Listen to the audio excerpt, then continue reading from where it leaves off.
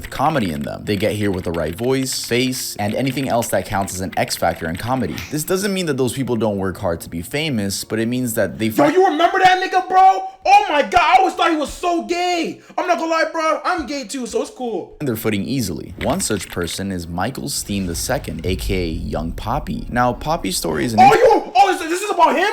What did he do? What did he do? interesting one because while he steadily rose to stardom, he much more quickly fumbled his success and lives to tell the regret. He very much feels like a real-life example of John Wooden's quote, "Ability may get you to the top, but it takes character to keep you there." So who is Poppy? What did he do to ruin his life? And where is he now? Let's take a dive into all of this. Hey guys, welcome back to another video. I do want to let you guys know that I have an album coming out. It is a Nigga, I regret to reform you, nigga. I am not listening to that shit. 7-track album, and the album movie will premiere here on this channel.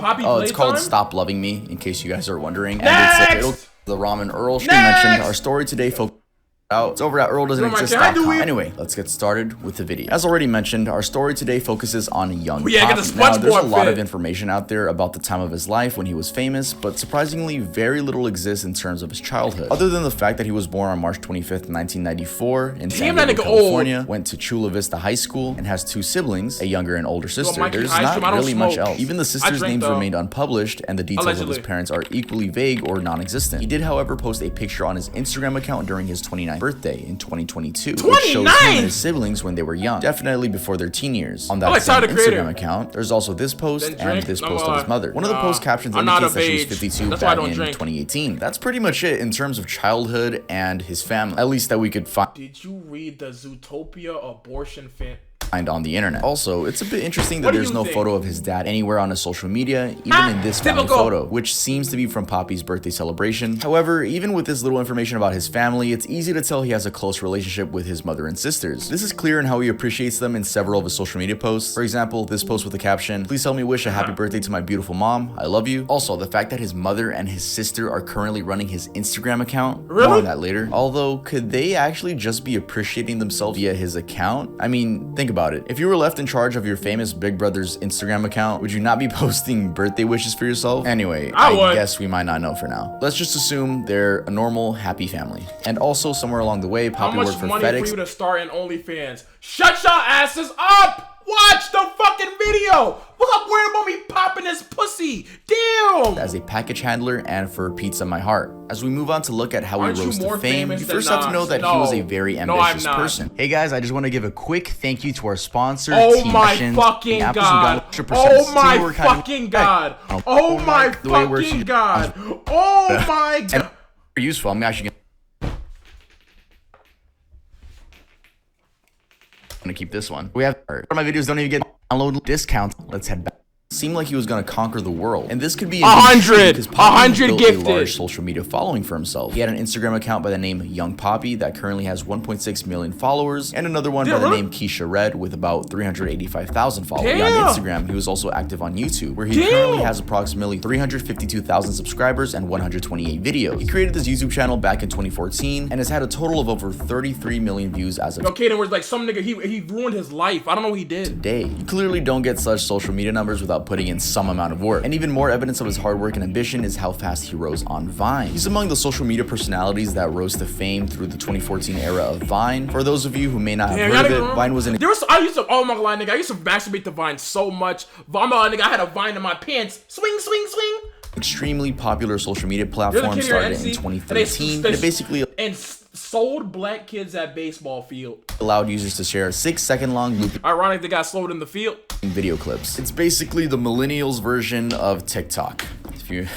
As a new thing, it gained a lot of traction and was at around 200 million users at its peak. It eventually shut down for failing to generate any money. Anyway, back to Poppy. He became famous particularly by playing a character he invented, Keisha Red. Danny Gonzalez? No, there was this one bitch. Her name was like, oh, I forgot her name. I think it was like Wolf Tyler. Wolf Tyler? What was her name? Wolf Tyler or some shit? Hold on. I got you niggas right now. Wolf Tyler. Oh, yes!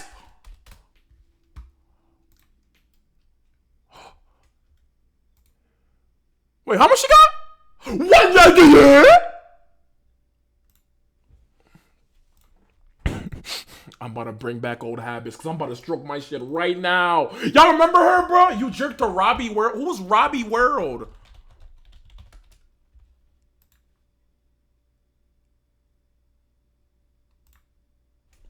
What else? I'm gonna leave him a dead man. And doing funny videos with witty voicing. He had gotten started on Vine on May 13th, 2013, and grew to a following of more than 2.9 million by the time the app shut down. During the peak, he even managed to join Vine's 1 billion loop club, essentially a cohort of influencers that had gotten over 1 billion loops in total from their content on the platform. Of course, when Vine shut down, he was smart in the transition. All the fucking remember when all the Vine niggas came to YouTube? Oh my god! Shout out that Forrest man that Logan Paul recorded that nigga. Never mind. To other platforms. Lele Pons, I stroked my shit to Lele Pons too. Lele Pons was so sexy, but her content was so not fucking funny. Lele Pons is not funny at all, but her content, she forms with his follower base. King Batch was never funny. King Batch is never funny. Andrew Bachelor, nigga, never funny. He just said, you remember when there was the video of him with the Asian woman and the white girl, and then they ran up to them and stole watermelon and chicken, and they called them, and the Asian girl called them a Negro. Do you remember that? That Asian video was...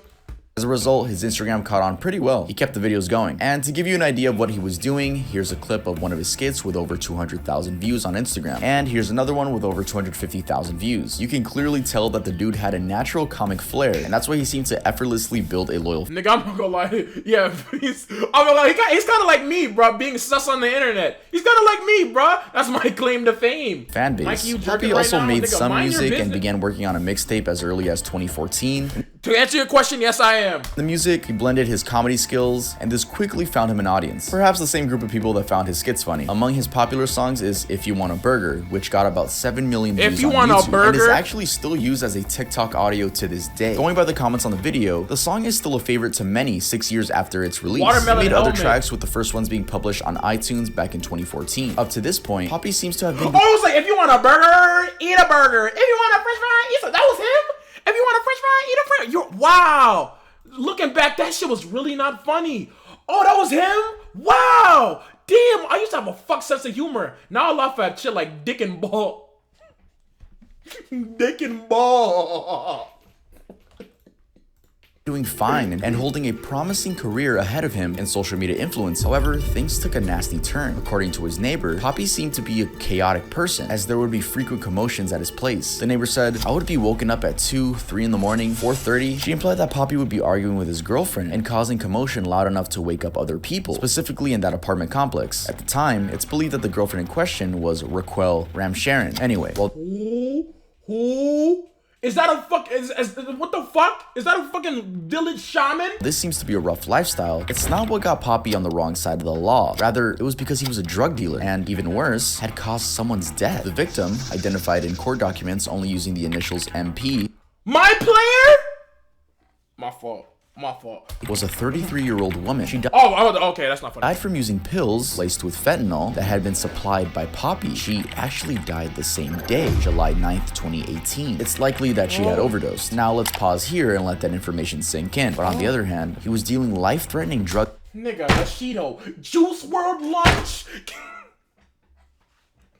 In his neighborhood in San Diego. According to court documents and investigators, the San Diego Police Department received a call to the victim's home in Ramona on July 10th after she had been found dead. The woman's boyfriend told the investigators that she had smoked heroin and M30 oxycodone pills, and it turns out... You can smoke heroin? I didn't know! That those pills were laced with fentanyl. Since the task force had been established with the goal of wreaking havoc on cartels and street distributors, they went ahead and started investigating further. The first place they looked was the dead woman's phone, and in there they found text conversations between...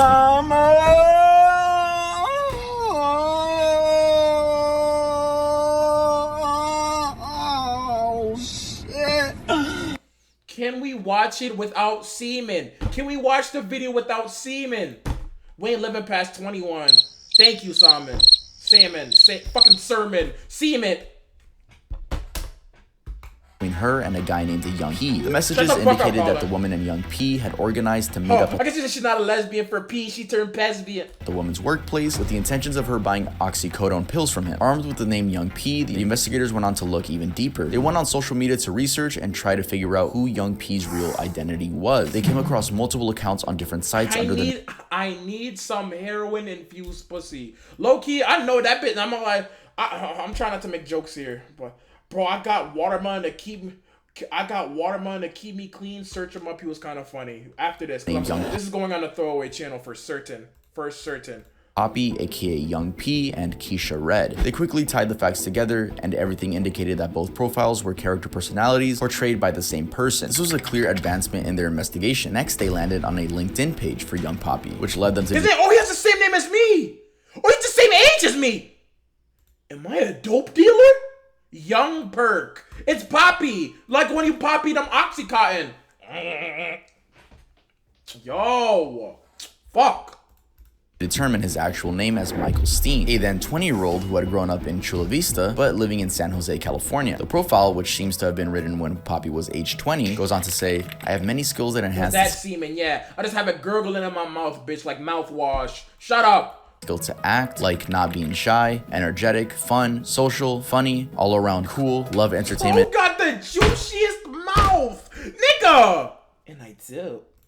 And social media, very up to date on entertainment, want to go mainstream one day. The investigators didn't stop there though. They looked further and found an ad on Craigslist from a user named Young P. The ad was for selling narcotics and was listed with the same. He was on a face. He was selling drugs on Facebook. Phone number. I just wanted to get caught. Used to communicate with the dead victim. At this point, they pretty much had everything, but they still wanted more proof that it was him dealing the drugs. They thus used the phone number they had found to catch him. They set up an operation to bust him. They had used the number set up an operation to bust me too. Found on the victim's phone, which was also the same one from the Craigslist ad, and offered to buy oxycodone pills. Seems like he thought it was just one of his regular customers, so he agreed. The sale happened in Poppy's Mercedes-Benz at a parking lot. The undercover officer came in and bought the pills, but once the transaction was completed, he signaled the rest of the team who came in and arrested him together with his girlfriend who was also in the car. The officer really? Like, I don't understand, like, how niggas work so hard to destroy their careers in like seconds.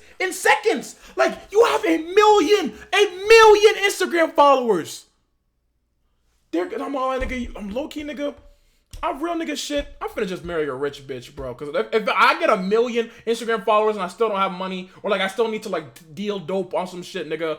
Yo, where's the big ass mills with those big ass breasts? I wanna put them in my mouth. These NY niggas gotta be stopped, nigga. But if you want a burger, eat a burger. If you want a Percocet, eat a Percocet. My fault. Need me a rich cougar? Literally, bro. I'm tired of living like this, bro. When bimbo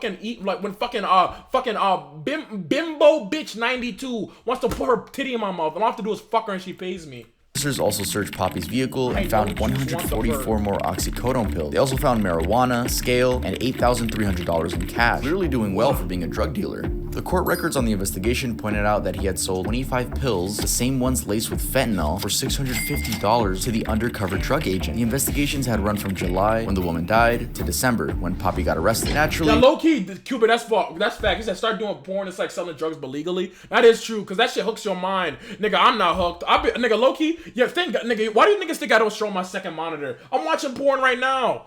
When you get arrested for such an offense, you get thrown in jail and wait for your trial. An interesting turn here is that as he sat in jail, his family swooped in and took over his social media. Not in a bad way, though. In what way then? Well, although he was arrested back in 2018, Poppy's main Instagram account has remained active all along thanks to his mother and fun fact, there was a VR chat wedding, bro. Some bitch paid $500 for a VR dress, wedding dress, with a veil and everything, bro.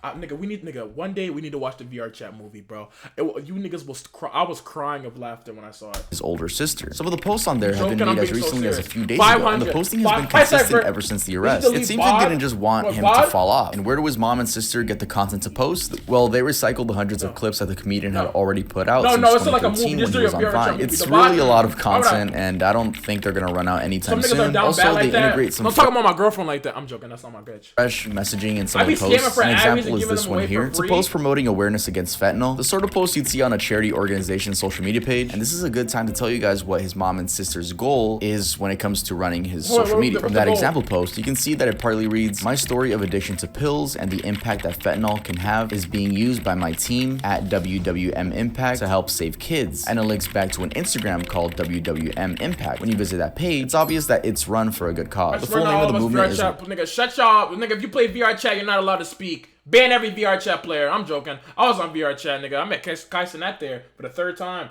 Most of the time, the stream usually has a VOD, even when you're live. No, yeah, nigga, I can't delete it if I'm live, brother. Impact, and it appears to be meant to help the youth avoid getting into the toxic path of drug abuse. By using Poppy's main account to highlight the issue, it feels like his mom and sister are trying to redeem his image and communicate his change of heart regarding drug dealing and engaging in narcotic activities. This is probably why the caption reads "my team" to suggest that they're working under him. This is actually confirmed by Poppy himself in this audio clip. He made this while in prison and was posted on the page about 10 weeks ago. The caption on the post reads, "This time in prison has truly been a life-changing experience." This time, that nigga double dipped in prison. I wish I could go back in time and fix the great harm I've caused while battling my addiction. Since I can't, please y'all, listen to me and don't fall into the trap of addiction and affliction like me. Since I've been through so much in these past years dealing with coming and being in prison, I've learned from my mistakes and I've grown from it into a better version of myself. You think he still wants a burger? My fault. And I feel like God set me down to learn about things. I saw gay nigga. I love Asians. Me too, bro. I love pills too. If I hadn't went through I see shit on the VR stuff. I seen Twitter VR porn. They be going crazy on that shit, bro. Real nigga shit. I be seeing them like sucking on VR. Like, you know how they have that full body capture shit. I wonder if it feels good, cause the way that bitch like so sucking, she's sucking on this virtual tentacle. That shit must feel good. It'll be this better version of me. I mean, only God knows. So look, let's go to the VR chat section after this shit. So to say, would I go back and change anything? I don't know. I really don't know. But, you know, the only regret I really do have... A 32-year-old tried to groom me.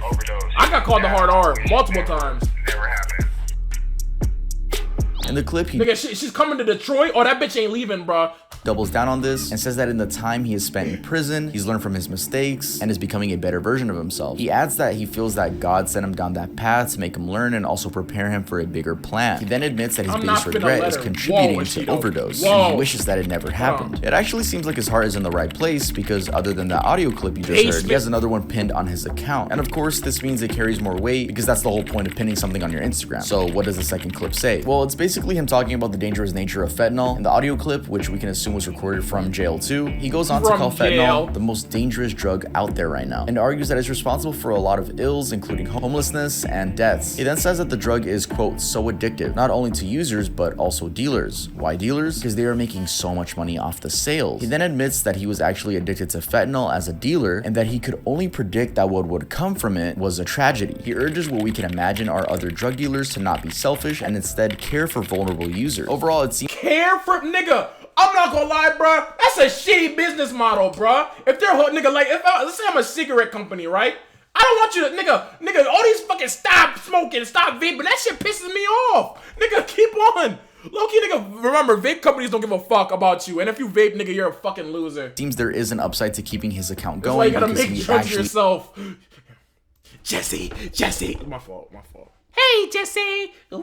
He is pushing a positive message, and the account isn't just dead, even though I know his family and people running the account want him free, which eventually will happen. It's nice to know. I think this is the only time we've seen the account that isn't inactive, I guess. Well, it's not inactive. The account be pushing for a good cause. This comment shows a follower expressing hope that Poppy's movement would help reduce his sentence. Going back to his arrest, there was of course great evidence against him, and thus Poppy pleaded guilty to conspiracy to distribute fentanyl. What do you mean conspiracy? Nigga, they're not conspiring. He did it. He was feeding the streets. August 5th, 2020, U.S. District Court Judge Gonzalo Curiel sentenced him to 12 years in federal prison. Poppy was age 25 at the time. It seems law enforcement, during the time of his arrest, was zeroing in on drug dealers as a way to stop drug overdoses and deaths, and thus made Poppy an example to others. The U.S. Attorney, Robert Brewer, did, for instance, say, "This case should put dealers on notice that every time we have an overdose death, we are going to come looking for you because many lives are at stake." He also added, "If you are selling fentanyl, beware, as today's sentence reflects you will—" Oh, so low-key, so I can sell everything else besides fentanyl? Is that cadet? Hell yeah, you know it's dug asses in a court of law. Real nigga shit? So, and nigga, remember, bro, so a nigga, low-key nigga? Hold on, nigga. Yo. Yeah. Don't do kids. Don't do drugs.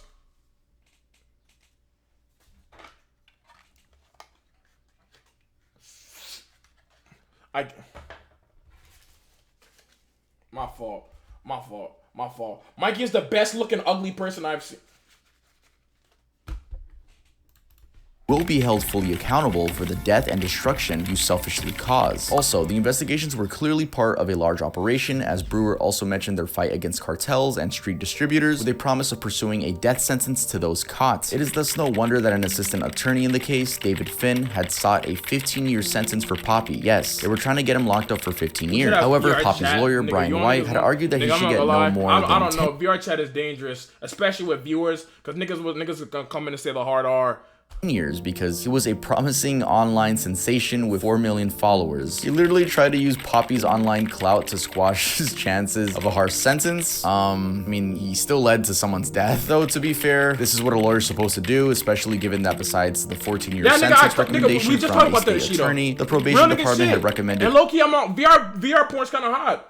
I said it. 12.5 years, aka 150 months. Courts do actually hear out the defense lawyer if their client is maybe a first-time offender or has been an upstanding citizen for the most part.